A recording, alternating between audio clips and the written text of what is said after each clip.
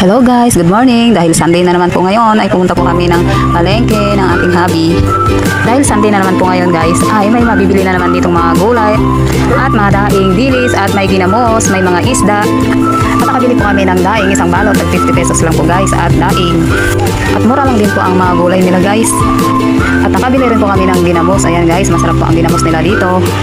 At namimili na nga po yung aking hubby ng daing at dilis. At nakabili nga po kami ng tagi-isang balot ng dilis at daing at bumili na rin po siya ng ahos at luya na pang-unan. At ayan nga guys, sinamahan pa ng patola. Wow, napakaganda ng kanilang mga kamatis dito guys at mga sili. Kaya tuwing Sunday nga po dito guys ay marami po talagang namimili dahil marami po talagang mga murang mga gulay. Sa halagang 80 pesos guys ay may dalawang piraso na kaming patola at mga ricado. Ay, salamat, natapos din. Pauwi na kami. Thanks for watching guys.